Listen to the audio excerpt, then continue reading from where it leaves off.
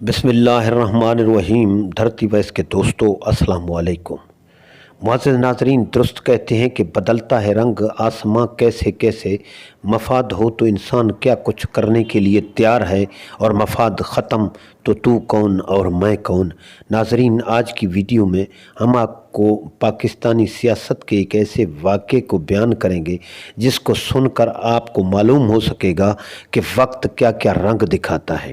فرزند اقبال جسٹس جاوید اقبال لکھتے ہیں کہ جنرل اسمبلی میں جنرل ایوب خان خطاب کرنے کے بعد واپس پاکستان چلے گئے۔ بھٹو نے 10-15 دن نیو یارک میں قیام کیا اور UNO کی چند اہم کمیٹیوں سے خطاب بھی کیا۔ ان کے قیام کے دوران سکندر مرزا اور ان کی بیگم ناہید خانم شاہد لندن سے UN تشریف لائے۔ یہ وہ زمانہ تھا جب سکندر مرزا اقتدار ختم ہو جانے کے بعد اپنی بیوی کے ساتھ جلا وطنی کی زندگی بسر کر رہے تھے۔ جسٹس جاوید اقبال لکھتے ہیں کہ میں نے انہیں وفد لاؤنج میں دیکھا اور ان کا استقبال کیا۔ دونوں کی کافی کی پیالیوں سے تواضع کی۔ تھوڑی دیر بعد بھٹو وہاں سے گزرے مگر آنکھیں چرا کر دوسری طرف نکل گئے۔ عجیب بات ہے کہ میری شنید کے مطابق بھٹو نے بڑی کوششوں اور کاوشوں سے سکندر مرزا کی صدارت کے زمانے میں ان تک رسائی حاصل کی تھی۔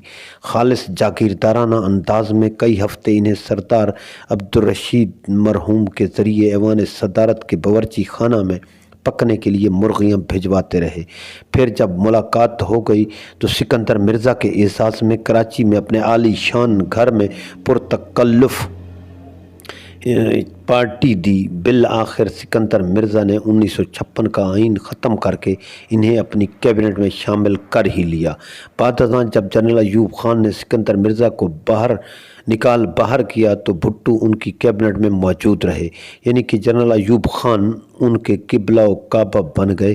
لیکن کیا ان کا سکندر مرزا اور خانم ناہید کو یوں نظر انداز کرنا سیاست سمجھنا چاہیے یا طوطا چشمی؟ آخر طوطا چشمی سے کیا مراد ہے؟ کیا پرندوں میں صرف طوطا ہی اپنے مربیوں اور محسنوں سے آنکھیں پھیر لیتا ہے؟ جب میں نے بھٹو سے پوچھا کہ آپ نے ایسا کیوں کیا تو ان کا جواب صرف یہی تھا کہ کہیں جنرل ایوب خان برا نہ مان جائیں۔ سو ظاہر ہے کہ ہمارے ہاں سیاسی مصلحت عام اخلاق کی ساس ہے۔